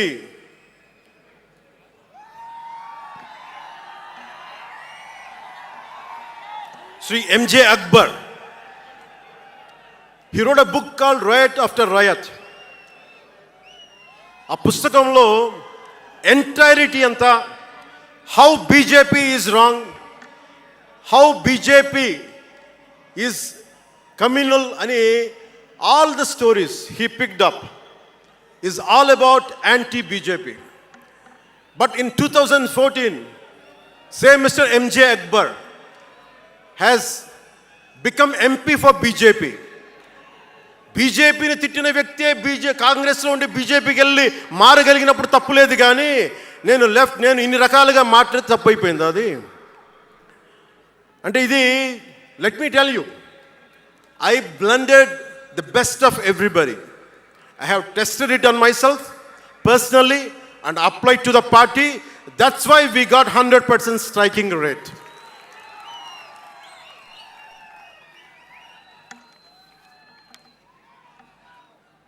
నేను ఎలాంటి కాలంలో పెరిగానంటే, భావోద్వేగాలు లేకుండా, జీవిత బరువులు మోయకుండా, కించిత్తు భావుకత లేకుండా, బాధ్యతగా నడవకుండా ఉంటే ఇంత దూరం రాగలమా? జీవితంలో నిన్న కాకితాళంగా ఎలా జరిగిపోతాయి? అంత ఫ్లూక్ అండి అంటే 21 సీట్లతో 100% వచ్చేస్తామా? 151 సీట్లు ఉన్న ఆ పార్టీని 11 సీట్లకి రానివ్వగలమా? ఎంత పోరాటం చేశాం మనం, ఎంత నలిగాం. వైజాగ్లో మన ఎమ్మెల్యేలు ఎంతమందిని జైల్లో పెట్టారు, ఎంత భయభ్రాంతులను చేశారు. బయటికి వస్తే ఆ రోజున అందరూ అడిగారు, మీరు వెంటనే ప్రధానమంత్రి గారికి చెప్పండి, ఫోన్ చేయండి, మీకు తెలుసు కదా అంటే, నేను ఒకటే అన్నా, ప్రజల్ని కాపాడటానికి వచ్చాను నేను, నన్ను కాపాడమని ఎవరిని నేను అడగను, ప్రధానమంత్రి గారైనా సరే. ఇది నా నేల, నా పోరాటం ఇది. నా మీద చెయ్యి వెయ్యమని చెప్పండి, చెప్తాను నేనేంటో అని చెప్పాను. అంటే నేను ఎవరో వస్తారని నేను ఎప్పుడు చేయను. నేను ఎంత నిలబడగలను అదే నా మెజర్ అంతే. నేను ఎలాంటి జీవితం నుంచి వచ్చానంటే, నాకు చుట్టుపక్కల పేరెంట్స్ కమ్యూనిస్టులు, పిల్లలేమో క్యాపిటలిస్టులు. అలాంటి లెఫ్ట్ భావాలతో ఉన్న నాయకుల్ని, వారి పిల్లల్ని నేను నెల్లూరులో చూసేవాడిని. అంటే మార్పు అనేది అవసరం. నాన్న కమ్యూనిస్ట్ కదా అని కొడుకు క్యాపిటలిస్ట్ అవ్వకూడదనే రూల్ లేదు. ఇలాగే ఉండాలని ఏం లేదు. అంటే సహజం, అంటే మార్పు చాలా సహజం. ఎదగడానికైనా దిగజారడానికైనా సరే వారి ప్రవర్తనని, వారి ఆలోచన విధానాన్ని బట్టి ఉంటుంది. కులాలను కలిపే ఆలోచన విధానం, భాషలను గౌరవించే సాంప్రదాయం, సంస్కృతుల్ని కాపాడే సమాజం, ప్రాంతీయతను విస్మరించిన జాతీయవాదం, మతాల ప్రస్తావన లేని రాజకీయం, అవినీతిపైన రాజీ లేని పోరాటం, పర్యావరణాన్ని పరిరక్షించే అభివృద్ధి ప్రస్థానం, ఇవన్నీ పెట్టినప్పుడు నవ్వారు అందరూ. అలాంటిది నన్ను ఈ రోజున పర్యావరణ మంత్రిగా తీసుకొచ్చింది ఈ సిద్ధాంతాలే. సిద్ధాంతాన్ని ప్రతిపాదించినప్పుడు చాలా పరిశోధించాలి, చరిత్ర చదవాలి, అవగాహన చేసుకోవాలి, జటిలమైన సందేహాలు వాటికి వివరణ ఇవ్వాలి. ఇవన్నీ కూడా ఉండబట్టే ఈరోజు ఇంత బలంగా నిలబడగలిగాను. నేను ఇంత ఆలోచించి అడుగు ముందుకేస్తాను తప్ప అనాలోచితంగా ఎప్పుడు నేను అడిగాను. ఈ 10 ఏళ్లలో నిలబడ్డాం, బలపడ్డాం, చాలా పడ్డాం కూడా. సమాజ తీరుతెన్నులు ఎలా ఉంటాయి అని ఆలోచించేటప్పుడు నన్ను బూతులు తిట్టినా, ఆ తిట్టిన వాటిని ప్రసార మాధ్యమాల్లో ప్రసరింపజేసి డిబేట్లు పెట్టి వీళ్ళకి నా జీవితం తప్ప ఇంకేమి లేవా, కనిపించవా అనుకునేవాడిని. అంటే మీరు చెప్పండి, ఒకళ్ళ ఇంట్లో ఆస్తి తగాదాలు, అక్క అన్నా చెల్లెల మధ్య ఆస్తి గొడవలు, రాష్ట్రానికి సంబంధం ఏముంది? అది అసలు ప్రజలు ఆలోచించాల్సింది ముందస్తుగా. అసలు ఎన్నికల్లో చేయడానికి డబ్బులు లేని వాళ్ళ దగ్గర ఇన్ని వేల కోట్లు ఎలా వచ్చినాయి? నేను డిగ్రీలు చదివి, పిహెచ్డీలు చదివి నాకు ఉపాధి రాకపోతే వీళ్ళు కేవలం రాజకీయాల్లో వచ్చి వేల కోట్లు ఎలా సంపాదిస్తారు? దానికోసం వాళ్ళిద్దరు కొట్టుకుంటుంటే అది మనకి ఎలా సమస్య అవుతుంది? ఇది మీరు ఆలోచించాల్సింది. అంతేగాని కూర్చోబెట్టి సినిమా సినిమా సినిమా అంటే మొక్కే కాదంట్లా. మీకు కోపం రావాలి కదా. అన్యాయం జరిగితే కోపం లేని సమాజంలో మార్పు ఎలా వస్తుంది? ఒక్కడికి కోపం వచ్చింది చిన్నప్పుడు, పవన్ కళ్యాణ్కి. ఒక్కడి కోపం వస్తే ఇంత మార్పు వచ్చింది. ఇన్ని లక్షల మంది కోపం వస్తే ఏం జరుగుతుంది మీరు ఊహించగలరా? ఆ కోపమే రావాలి అన్యాయం మీద. ఇక మిగిలింది మనకి భవిష్యత్తులో పైన కాకుండా ఎలాగ మనం ముందుకెళ్ళాలి, ఎలా సిద్ధంగా ఉండాలనేది మనం ఆలోచించాలి. కొన్ని కీలకమైన అంశాలు చెప్పి తెలియజేస్తాను. నార్త్ సౌత్ డివైడ్, ఉత్తర భారతం దక్షిణ భారతం, అలాగే క్యాస్ట్ సెన్సెస్, కులాల గణాంకం, డీలిమిటేషన్ ఇష్యూ, 3 లాంగ్వేజ్ ఫార్ములా, ఇవన్నీ మాట్లాడుతూ ఉన్నారు. వీటి మీద అలాగే మనం భవిష్యత్తులో సనాతన ధర్మ రక్షణ బోర్డు కానీ, ఫ్రీ హిందీ టెంపుల్స్ కానీ, ఇవన్నిటి మీద ఒకసారి మాట్లాడి నా అభిప్రాయాలు తెలియజేస్తాను. ఎందుకంటే దిశానిర్దేశం, భవిష్యత్తుకి దిశానిర్దేశం చేయాల్సిన సమయం ఇది. అందుకని మీకు కొంచెం ఓపికగా వినండి ఇది. ఎందుకంటే ఇది సరదాలకి, అల్లర్లకి సమయం కాదు. ఇది భవిష్యత్తుని నిర్దేశించే సమయం. దశాబ్దంన్నర తర్వాత వచ్చింది. అంటే 2009 నుంచి ఇప్పుడు దాకా చేస్తే వచ్చింది. సో నేను ఏం కోరుకుంటానంటే, అల్లరి చిల్లరగా ఉండేవాళ్ళు నాకు అవసరం లేదు. నిలకడగా నిలబడేవాళ్ళే నా సైన్యం.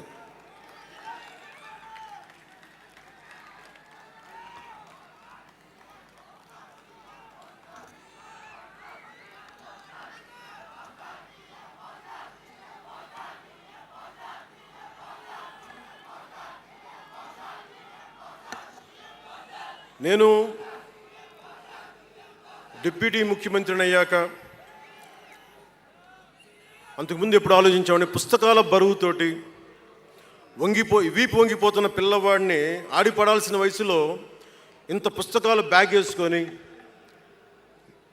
స్కూల్కి వెళ్తా, ఒకవైపు ఏమో టిఫిన్ క్యారియరు, ఇంకోవైపు ఏమో వాటర్ బాటిల్ పట్టుకొని జారిపోతా పడతా అమ్మకి నాన్నకి టాటా చెప్పి ఆ స్కూల్కి వెళ్ళే చిన్నపిల్లోడికి ఒక 2 పుస్తకాల బరువు తగ్గిస్తే నేను చాలా ధన్యుడిని అనుకునేవాడిని. అలాగే ఎక్కడో గిరిజన తాండాల్లో చుక్క నీటి కోసం ఏడ్చే గిరిజనులకి ఒక బిందెడు మంచినీళ్ళు ఇస్తే చాలా బాగుంటుంది అని చేయగలను అనుకునేవాడిని. డోలీ మూతలతోటి రహదారులు లేని కొండ ప్రాంతాల్లో కేవలం 100 మంది నివసించే గిరిజన తాండాలకి ఒక చిన్న రోడ్డు వేయించగలమా అనుకునేవాడిని. కానీ ఈ రోజున మీ అందరి దయ, జన సైనికులు, వీర మహిళల పట్టుదల, ఈ రోజున మనం దాదాపు 4000 పైచిలకు కిలోమీటర్లు రోడ్డును వేయించగలిగాం. వాళ్ళు 2000 వేయించారు 5 సంవత్సరాల్లో. మనం 2500 కోట్ల పైగా ఖర్చు పెట్టినట్టున్నాం. ఇవన్నీ ఎందుకు చెప్తున్నానంటే, ఒకవేళ మనం అనుకుంటే ఎంత చేయగలమని అంటానికి.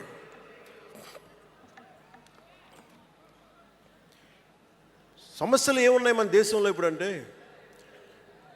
ముఖ్యంగా పార్టీలో వేదిక పైన ఉన్న నాయకులకి, జన సైనికులకి, మీ అందరికీ కూడా ఇది చాలా కీలకమైన సమయం. 2047 విజన్ అని మాట్లాడుతున్నారు గౌరవ ముఖ్యమంత్రి గారు. 2047 ప్రధానమంత్రి గారు మాట్లాడుతున్నారు. వికసిత్ భారత్, స్వర్ణ ఆంధ్రప్రదేశ్, $2 ట్రిలియన్ ఎకానమీ, భారతదేశం ప్రపంచంలోనే 3వ ఆర్థికంగా బలంగా ఉండే దేశం అవ్వాలని ఆలోచిస్తూ ఉన్నాం. ఇంత బలమైన దేశం కావాలి అంటే బలమైన ప్రజలు ఉండాలి, బలమైన నాయకత్వం ఉండాలి. నేను ఎందుకు ఇంత తపన పడతాను మీ అందరి కోసం అంటే, నాకు ఈజీగా వెళ్ళిపోయే వ్యక్తులు అవసరం లేదు, నాకు గోల చేసే వ్యక్తులు అవసరం లేదు. దేశం కోసం నిలబడే యువత కావాలి నాకు, చీల్చి చెండాడే యువత కావాలి నాకు, దేశం కోసం. అంటే ఎందుకు చెప్తున్నానంటే, సర్దార్ వల్లభాయ్ పటేల్ గారిని అడిగారంట. బెంగాల్ రాష్ట్ర విభజన అప్పుడు 1920లో విభజిస్తున్నాం అనుకున్నప్పుడు దేశంలో ఉన్న జాతీయ నాయకులు అందరూ వచ్చారు, జరగకూడదని ఆప్ చేశారు. అలాంటిది భారతదేశాన్ని పాకిస్తాన్గా, భారత్గా విభజిస్తుంటే మీరు ఎందుకు చేయలేకపోయారు, ఆపలేకపోయారు? ఒక రాష్ట్రాన్ని ఆపగలిగినప్పుడు ఇది ఎందుకు ఆపలేకపోయారంటే, ఆయన అన్న మాటలు ఏంటంటే, మాకు వయసు అయిపోయింది, పెద్దవాళ్ళం అయిపోయాం, జైల్లో నలిగిపోయాం, సరికొత్త యువరక్తాన్ని తయారు చేయలేకపోయాం, మాకు శక్తి సన్నగిల్లింది అని. అందువల్ల వదిలేయాల్సి వచ్చింది చేతుల అని. అది నాకు చాలా ప్రేరణ అయింది. నెక్స్ట్ అందరం, గౌరవ ముఖ్యమంత్రి గారు వికసిత్ ఆంధ్రప్రదేశ్ కోసం ఆలోచిస్తున్నారు. నేను వికసిత్ ఆంధ్రప్రదేశ్ కోసం ఆలోచించే వాళ్ళు ఉన్నారు. నేను ఆలోచిస్తుంది భవిష్యత్తుని నిర్మించగలిగే యువ నాయకత్వం. ఈరోజు ఒక్కడు తలుచుకుంటే ఎంతమంది ఎమ్మెల్యేలు వచ్చారో చూడండి. ఫస్ట్ టైం ఎమ్మెల్యేలు ఎంతమంది ఉన్నారు? అలాంటిది మీ నుంచి ఊరికి 100 మంది నాయకుల్ని తయారు చేయాలి. రాష్ట్రం నుంచి జాతీయ స్థాయిలోకి వెళ్ళగలిగే 100 మంది నాయకుల్ని తయారు చేయగలగాలి. అదే నా లక్ష్యం, నా స్వప్నం 2047కి. అంటే ఎలా ఉండాలి అంటే, విదేశాలకి వెళ్ళాల్సిన అవసరం రాకూడదు ఇంక మనకి. మన దేశానికి మనం వీసాలు డినైల్ చేసేంత స్థాయి భారతదేశంలో ఉండాలి అంటే, దేశాన్ని, సమాజాన్ని నడిపే నాయకులు మీలో నుంచే పుట్టాలి. నేను చేస్తాను దానికి ప్రోగ్రామ్స్. ఈ రోజున వేదిక పైన ఉన్న స్పోక్స్ పర్సన్స్ అందరూ ఎలా వచ్చారనుకుంటున్నారు మీరు? హరిప్రసాద్ గారికే చెప్పాను నేను, సార్ ఎలా చేయమంటారు సార్ మమ్మల్ని అని అడిగితే, మీరు వెళ్ళి జనంలోకి వెళ్ళండి, ఎవరైతే మాట్లాడగలరో వాళ్ళు పిలవండి అంటే, అలా పిలిస్తేనే ఇక్కడున్న స్పోక్స్ పర్సన్స్ అందరూ కూడా జనం మధ్యలోంచి పికప్ చేసిన వాళ్ళు అలా తయారు చేశాం. పార్టీ నిర్మాణాన్ని అలా చేశాం. నా కోరిక ఆంధ్రప్రదేశ్, తెలంగాణ నుంచి దేశాన్ని ప్రభావితం చేసే 100 మంది యువ నాయకుల్ని, మహిళలు కావచ్చు, యువకులు కావచ్చు, అదే నా లక్ష్యం. దానికోసం పనిచేద్దాం మనందరం. ఎందుకంటే సరైన నాయకులు లేకపోతే చిల్లర వేషాలు వేసేవాళ్ళు, పనికి మాలిన వేషాలు వేసేవాళ్ళు చూసాం కదా గత ప్రభుత్వంలో ఎలా ప్రవర్తించారు. వాళ్ళు వచ్చారు అంటే బలహీనత మనది, తప్పు మనది. ఎవడు వచ్చినా వదిలేస్తున్నాం మనం. అందుకని మీరందరూ దానికి సంసిద్ధం అవ్వండి. ఇంకొక మాట వాళ్ళు మాట్లాడింది ఇందాక ఆ ఇంగ్లీష్ పత్రికలో ఒకటి చెగువేరా గురించి మాట్లాడారు, దానికి సమాధానం చెప్పాను. ఇంకోటి ఏమంటారంటే Pawan Kalyan has suddenly become a Hindu defender, a Sanatani defender అని. Do have to become a defender for Sanatana Dharma? It is within my blood. I don't have to prove it. ఈరోజు today maybe you might be seeing it today. Always I had it in my blood. నేను 21 ఇయర్స్లో కూడా 14 ఏళ్ల వయసు నుంచి right from the age of 14 I was doing దీక్ష. 14 సంవత్సరాల నుంచి ఎప్పుడు అయ్యప్ప దీక్ష చేసేవాడిని. మొన్నే మా అన్నయ్య, మా నాగబాబు, మా అమ్మ, నేను ఒక ఫోటో చూపించారు ఎవరో. నేను కాషాయ బట్టలో ఉన్నా. మా అన్నయ్య, మా పెద్దన్నయ్య, మా చిన్నయ్య, మా పెద్దన్నయ్య, మా అమ్మ నవ్వుతూ ఉన్నారు. నేను ఈ ఫోటో ఎలా పెట్టానంటే ఏంటి జీవితం, వైరక్తి వైరాగ్యంతో ఉండేవాడు. అంటే నేను నా ధర్మం మీద నాకు అంత గౌరవం. సో నాకు మీరెవరు కొత్తగా సర్టిఫికేట్లు ఇవ్వాల్సిన అవసరం లేదు, నేను మీకు ప్రూవ్ చేసుకోవాల్సిన అవసరం అంతకంటే లేదు. అంటే చిన్నప్పుడు ఎలా ఉండేయండి పరిస్థితులు, ఏదైనా మాట్లాడదాం వీళ్ళందరితో అంటే సడన్గా నువ్వు తిరుపతి లడ్డూలు కల్తీ అయిపోతే నువ్వు ఎర్ర బట్టలు వేసుకొని ఇవన్నీ మాట్లాడుతున్నావు అంటే నేను చెప్పండి, మీరు ఇప్పుడు దాకా 219 టెంపుల్స్, 219 టెంపుల్స్ అపవిత్రం చేస్తే, మన అంతర్వేది రథాన్ని తగలబెడితే నేను వచ్చిండొచ్చు కదా. రామతీర్థంలో రామచంద్రుల వారి విగ్రహాన్ని తల నరికేస్తే నేను బయటకు వచ్చి గోల చేసి ఉండొచ్చు కదా. ఎందుకు స్టేట్మెంట్గా పరిమితం అయ్యాం? చిన్నప్పటి నుంచి మా ఇంట్లో రామనామ జపం ఉండేది. మా నాన్న ఉమ్మడి కమ్యూనిస్ట్ పార్టీ సభ్యుడు, ఎథీస్ట్ ఒకప్పుడు, టీన్స్లో 20లో. ఆయన మరి ఎలా మారిందో మనసు తెలియదు కానీ విపరీతం రామభక్తుడు అయిపోయాడు నేను పుట్టేటప్పటికి. మా ఇంట్లో ఎప్పుడూ రామనామమే ఉండేది. ఆ రామనామాన్ని జపిస్తూనే నాకు జబ్బు వచ్చినా మా నాన్న రామనామం చెప్పేవాడు. అలాంటి రామనామం జపించే మాకు రాముడి విగ్రహం తల నరికేస్తే కోపం రాకూడదంటారేంటి మీరు? ఇదే మీకు ఒక మహమ్మద్ ప్రవక్తకి పవిత్ర రంజాన్ మాసంలో మహమ్మద్ ప్రవక్తకి మీరు ఒక మాటని దూషించగలరా? దూషించి బతకగలరా? అల్లాని ఒక మాట అనగలరా? జీసస్ క్రైస్ట్ ఒక మాట అనగలరా? మేరీ మాతని ఒక మాట అనగలరా? కానీ పార్వతీ దేవిని తిడతారు, లక్ష్మీ మాతని తిడతారు. అంటే నువ్వు ఇస్లాంకి అపవిత్రం జరిగితే మాట్లాడితే సెక్యులరిజం, జగన్మాతకి కానీ పార్వతీదేవికి కానీ శివుడికి కానీ రాముడికి కానీ అయ్యప్పకి కానీ అపవిత్రం జరిగితే మా మనోభావాలు బాధపడకూడదు, గాయపడకూడదు, నోరు మూసుకొని కూర్చోవాలి. ఆ జనరేషన్ పోయిందిరా బాబు, ఆ జనరేషన్ పోయింది. ఒక తప్పుని తప్పుగానే చెప్తాం. ఒక హిందువు ఒక ముస్లిం పట్ల తప్పు చేస్తే తప్పనే చెప్తాం. ఓల్డ్ సిటీలో ఉండే ఒక నాయకుడు 15 నిమిషాలు కళ్ళు మూసుకోండి, పోలీసుల్ని మేము హిందువులకి ఏంటో మేము చూపిస్తామంటే అది తప్పు పట్టకూడదంటే ఎట్లా? అది మతోన్మాదమా?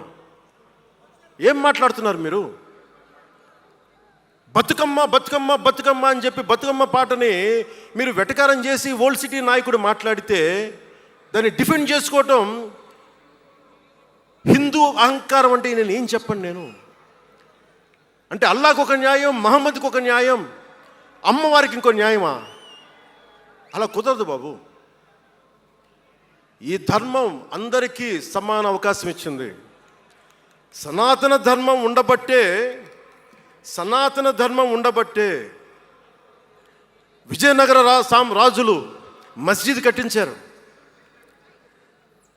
సనాతన ధర్మం కాబట్టే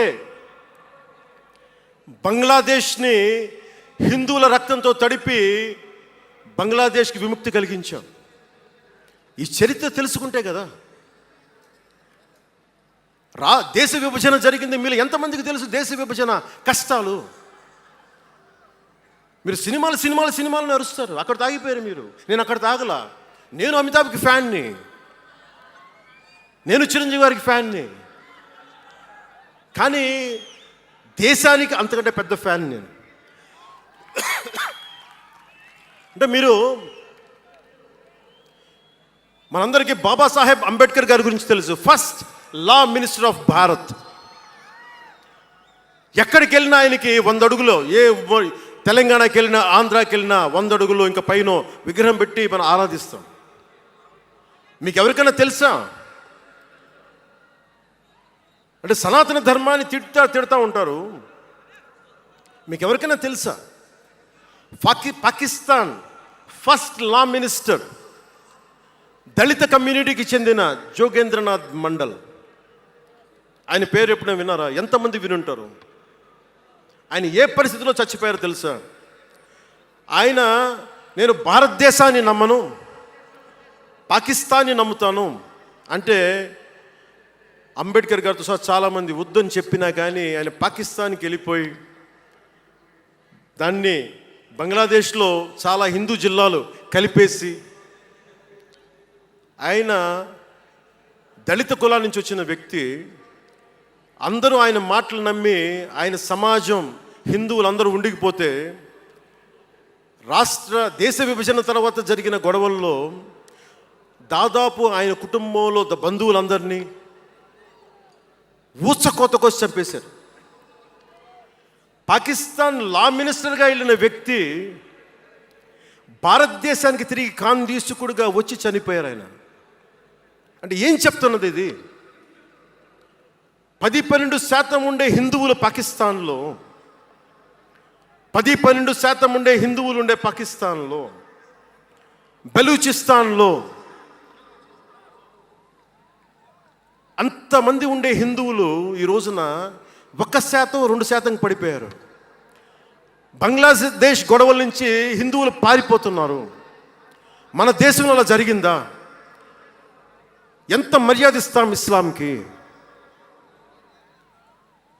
నా దగ్గర ఉండే వ్యక్తులను అడగండి, ఇస్లాం పాటించే నా దగ్గర ఉండే నా సన్నిహితులను అడగండి.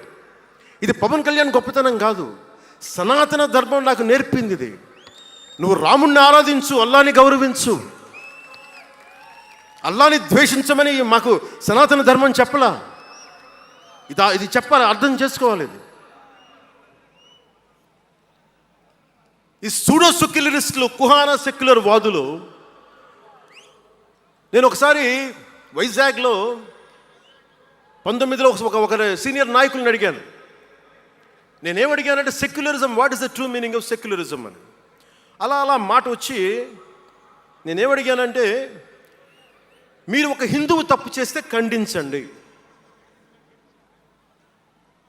ఒక ముస్లిం పట్ల ద్రోహం చేస్తే ఖండించండి, శిక్షించండి.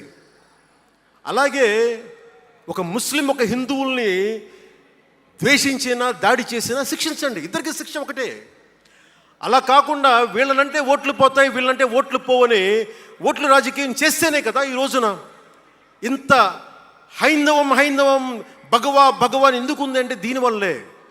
Because of pseudo secularists. ఈ రోజున ఇది జరుగుతుందంటే because of you pseudo secularists, because of you. మీరే కనుక secularism, if you would have applied in the true spirit, there would have no need for the changes what are there today. మీరు చేశారు తప్పులు. ఆ రోజు నేను అడిగా, ఓల్డ్ సిటీలో పాత బస్తీ హైదరాబాద్లో మీరు 15 నిమిషాలు మీరు కళ్ళు మూసుకోండి, పోలీసుల్ని మేము హిందువులకి ఏంటో చూపిస్తామంటే నువ్వు ఎవరిని ఉద్దేశించి మాట్లాడుతున్నావు? హిందూ అంటే దాంట్లో పవన్ కళ్యాణ్ కూడా ఉన్నాడు. పొద్దున్న లేస్తే నేను హనీఫు, అబ్దుల్, మొత్తం రహీం వాళ్ళతోనే ఉంటాను నేను. కానీ నేను వాళ్ళతో ఉన్నాను కదా అని చెప్పి నాకు బాధ రాదని మీరు అనుకోకండి, తప్పది. ఓ గలత్ హై భయ్యా, తప్పది. వస్తుంది బాధ. నేను ఎవరిని నిందించట్లా. తిరుపతి కల్తీ లడ్డు చేస్తే నేను ముస్లింలను నిందించలా, క్రిస్టియన్లను నిందించలా. నేను నిందించింది దోషుల్ని పట్టుకోమని. చివరికి ఏం తేలారు? వాళ్ళందరూ హిందువులే కదా. నేను మాట్లాడుతుంది ఇది. This is secularism. If there is true secularism, మన నాయకులందరికీ చెప్తున్నాను, మీ అందరికీ చెప్తున్నాను, true secularism should be applied in the true spirit, not for damn convenient vote bank politics. Don't do it. Janasena is not for it. ఒక తప్పుని తప్పుగానే చెప్తాం. అంటే నేను ఎందుకు చెప్తున్నాను మీకు మాట అంటే, నారాజు గాకుర మా అన్నయ్య నజీర్ అన్నయ్య, ముద్దుల కన్నయ్య, మన రోజు మనకుంది మన్నయ్య అన్నామంటే డ్యాన్సులు చేసా మీ సరదా కోసం. 1 minute డప్పులతో దీంతో డ్యాన్సులు చేసి అది మీ సరదా కోసం. కానీ నా కోసం ఆ లిరిక్ రాసుకున్నా. దేనికి రాశాను? గుజరాత్లో ఆ మారణహోమం జరిగితే దానికి చాలామంది ముస్లింలు చనిపోతే బాధతోటి నా హృదయం స్పందించి మాస్టర్జీ అనే ఒక ప్రజా కవి చేత నేను రాయించాను ఆ పాట. దాన్ని ఖండించినప్పుడు నేనేమనేది ఏంటంటే, అంటే నేను అంత నిష్పక్షపాతంగా ఉంటాను. నేను అనేది ఏంటంటే, గోద్రా మారణహోమం జరిగినప్పుడు ఖండించాలి, ఖండింపబడాలి. There is no second thought about it. కానీ అసలు ఎందుకు జరిగింది అని ఆలోచిస్తే, కరసేవక్స్ రామ భజన చేసుకుంటూ ట్రైన్లోకి వెళ్తే ఒక గోద్రాలో ట్రైన్ని తగలబెట్టేశారు. మరి దాని గురించి కూడా మాట్లాడాలి కదా. ఇది తప్పు, ఇది కూడా తప్పే. అలా జరిగి ఉండకుండా ఉండాల్సింది. బాధే నాకు. ఆ రోజు నేను సినిమాలో ఉన్నా కాబట్టి నారాజు గాకరని పెట్టా. అదే గనుక అలాంటి సంఘటన నుండి ఏం చేయాలి మనం? అలాంటి తప్పులు జరిగితే మొదటి తప్పు చేసిన వాడినే వెతికి వెతికి పట్టుకొని జ్యూస్ లాగా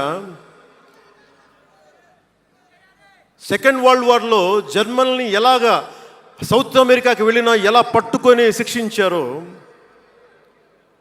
మొస్సాద్, అట్లాగా తప్పు ఎవడు చేయనండి, either is a Hindu or Muslim, ఎవరైతే మొదటి తప్పు చేశారో వాళ్ళని కనుక శిక్షిస్తే పర్యవసానమై ఉండవు. ఇది చాలా బలంగా ఆలోచించాలి. అంటే ఇవన్నీ ఎందుకు చెప్తున్నాను, ప్రతి ఒక్కరూ చాలా క్షుణ్ణంగా వినాలి. ఎందుకంటే భవిష్యత్తులో మీకు ఇవే పోరాటాలు. మీరు ఎమ్మెల్యేలు అయిపోయాం, మంత్రులు అయిపోయాం, అందరికీ కార్పొరేషన్ పదవులు వచ్చేసినాయి అంటే కాదు. ఇప్పుడు మనం వేసింది తొలి అడుగు మట్టుకే. నేను భారతదేశం కోసం చనిపోవడానికి సంసిద్ధంగా ఉన్నాను, గుర్తుపెట్టుకోండి. ఎందుకంటే నా ఇంటెన్సిటీ చాలా వైల్డ్గా ఉండదు. అంటే మాట్లాడితే సంస్కృతాన్ని తిడతారు, హిందీని మీరు రుద్దుతున్నారు, సౌత్లో దక్షిణాదిని అంటారు. అన్ని దేశ భాషలే కదా. మన తమిళనాడులో తమిళ్ హిందీ రాకూడదు, హిందీ రాకూడదు అంటుంటే నాకు అనిపించింది మనసులో ఒకటే, అప్పుడు తమిళ సినిమాలను హిందీలోకి డబ్ చేయకండి. డబ్బులేమో హిందీ నుంచి కావాలి, ఉత్తరప్రదేశ్ నుంచి డబ్బులు కావాలి, బీహార్ నుంచి డబ్బులు కావాలి, ఛత్తీస్గఢ్ నుంచి డబ్బులు కావాలి, కానీ హిందీ మాకు వద్దంటే అదే న్యాయం. పనిచేసే వాళ్ళందరూ మనకి బీహార్ నుంచి రావాలి, కానీ హిందీని ద్వేషిస్తానంటే ఎట్లా? ఇవన్నీ మారాలి కదా. అందుకని భాషల్ని ద్వేషించాల్సిన అవసరం లేదు.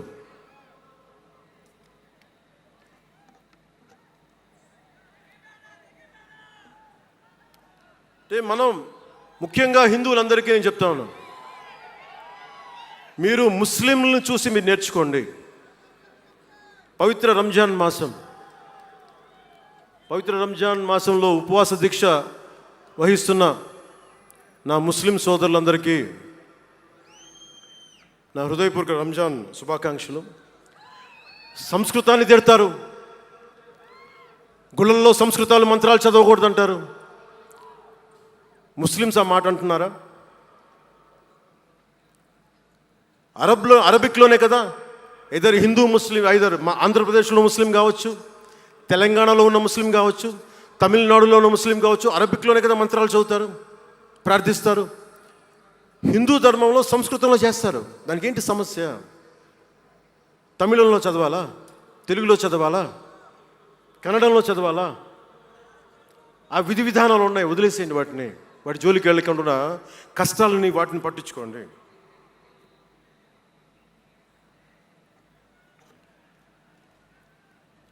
మాట్లాడితే భారతదేశాన్ని ఉత్తరం దక్షిణం అంటూ ఉంటారు.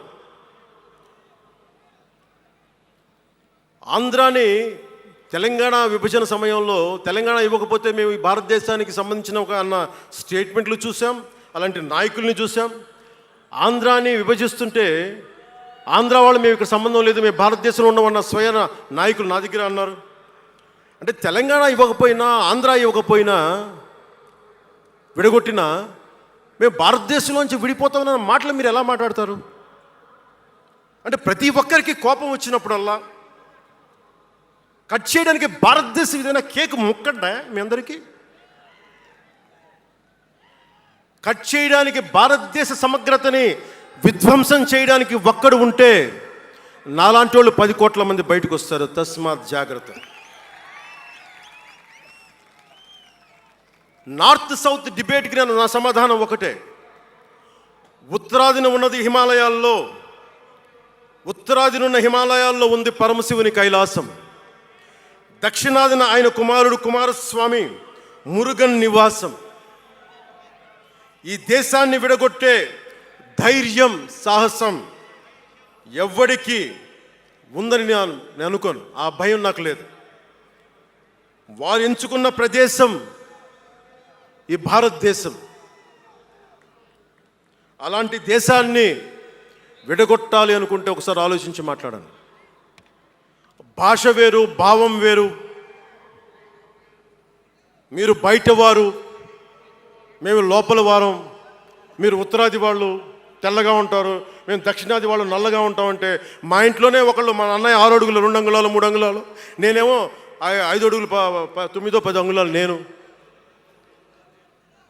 మా బంధువుల్లో అన్ని రకాల వాళ్ళు ఉంటాం. కొంతమంది నల్లగా ఉంటాం, కొంతమంది తెల్లగా ఉంటాం. ఏం చెప్తాం దీనికి? అర్థం లేని మాటలేంటి ఇవన్నీ? ఇలాంటి మాటలతోటి దేశాన్ని విచ్ఛిన్నం చేయకండి. రాజకీయ వైరుధ్యాలు వేరు, ఆ వైరుధ్యాలు ఉండడం సహజం. వైరుధ్యాలు ఉన్నాయి అని నెపం మీద దేశాన్ని ముక్కలు చేయకండి. దక్షిణాదినున్న సెంగోల్, ఉత్తరాదినున్న ఢిల్లీ పార్లమెంట్లో ఉంది. ఒకవేళ వైరుధ్యం వస్తే వేర్పాటువాదం విడిపోమని కాదు, అది కాదు, కలిసి పరిష్కారం వెతకమని. డీలిమిటేషన్ ఉంది ఈ రోజున. డీలిమిటేషన్ జరిగితే పార్లమెంట్ సీట్లు దక్షిణాదికి తగ్గిపోతాయి అంటే అసలు తగ్గుతాయా లేదనేది డిస్కషన్ పెట్టండి. దానికి నేను రూపీ సింబల్ మార్చేస్తాను, నా భాషలో పెడతానంటే అప్పుడు మేము తెలుగులో కూడా పెట్టాలి. దానికి కన్నడ వాళ్ళు కన్నడంలో పెట్టాలి, గుజరాతీ వాళ్ళు గుజరాతీలో పెట్టాలి, మహారాష్ట్ర వాళ్ళు మహారాష్ట్రలో పెట్టాలి. దేనికైనా ఒక వివేకం, ఆలోచన ఉండద్దా?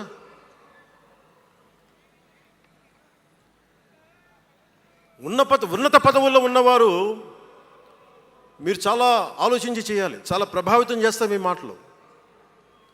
ఒకటి విధ్వంసం చేయడం తేలిక, ఒకటి నిర్మాణం చేయడం తేలిక, కష్టం.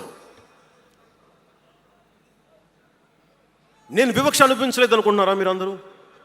తమిళనాడులో పెరిగినప్పుడు 14 ఏళ్ళ వయసులో నేను తమిళనాడులో పెరిగినప్పుడు మైలాపూర్ స్కూల్ అన్నారే, గొల్టింగ వాడ అని పిలిచేవాడు. నేను నాకు అర్థమయ్యేది కదా గొల్టి అంటే ఏంటి అనుకునేవాడిని. అదొక డెరిగేటెడ్ టర్మ్. అది నేను మా మాస్టర్ గారిని అడిగాను, రామ్నాథన్ గారిని అడిగాను, సార్ ఇంత మాదిరి சொல்கிறாங்க సార్, గొల్టిని சொல்கிறாங்க సార్ అంటే ఆయన నాకు ఒకటే మాట చెప్పాడు. వాళ్ళని పిలిచాడు, వాళ్ళని తిట్టాడు ఏదో. ఏంటి సార్ గొల్టి, ఎందుకు సార్ గొల్టి మీనింగ్ అంటే ఆయన ఏదో నవ్వి వదిలేసి ఆయన ఒక మాట అన్నాడు, అరే தெலுங்குని ரிவர்ஸ் பண்ண గొల్టిன்னு சொல்லுவாங்கடா, அப்படி என்ன பெரியார் வந்து தெலுங்குக்காரன் தான்டா, பெரியார் வந்து தெலுங்குக்காரன் தான், బలిజన్ నాయకుడు సార్ అవరు. ఆ టైంలో ఇప్పుడు మన తిరుపతి రాయలసీమలో ఉండే బలిజన్ నాయుడు కులానికి చెందిన వ్యక్తి పెరియార్ గారు, తెలుగు ఆయన ద్రావిడ ఉద్యమ రూపకర్త. సో అందుకని భాషదేముంది, అందుకని దీన్ని పెట్టుకొని విధ్వంసం క్రియేట్ చేయడం సరైనది కాదు. నేను మీకోసం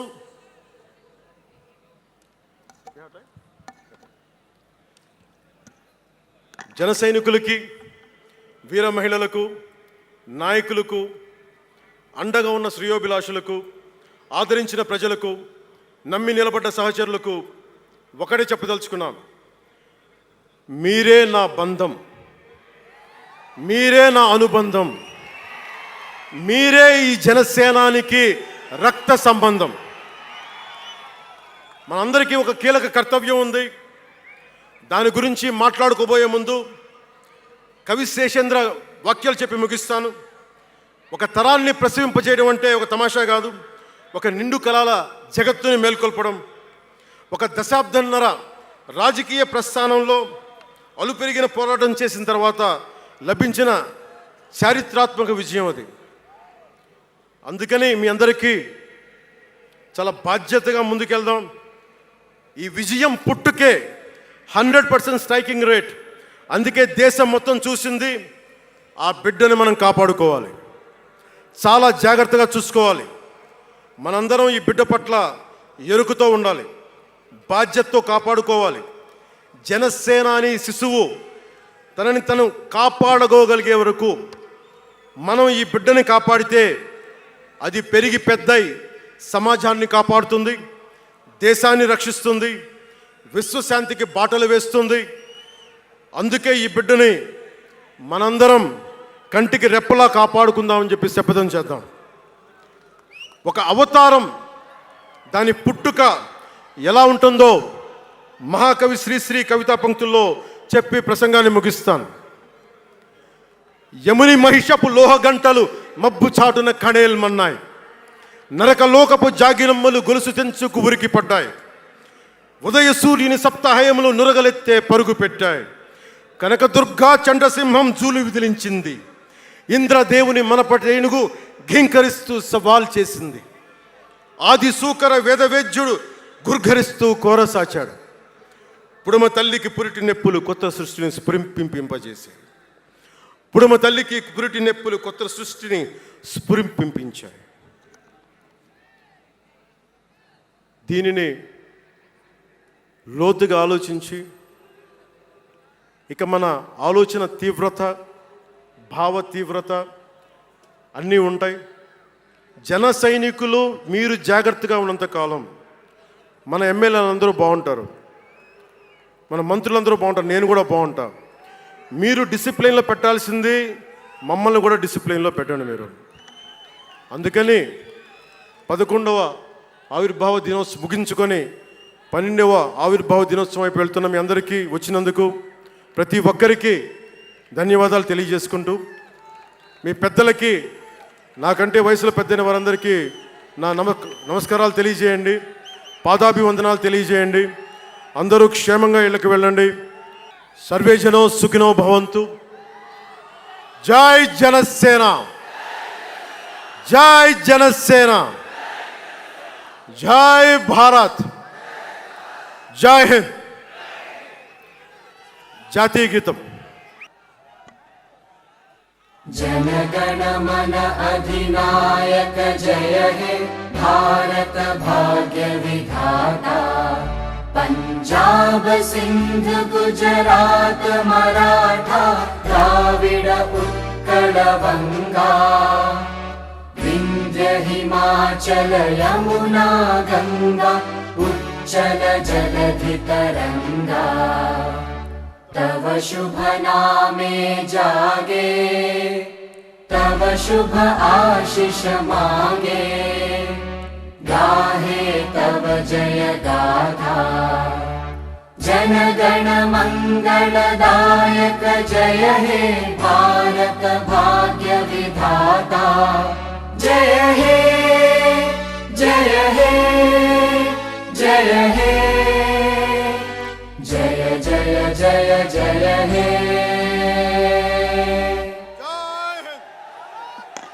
जय हिंद।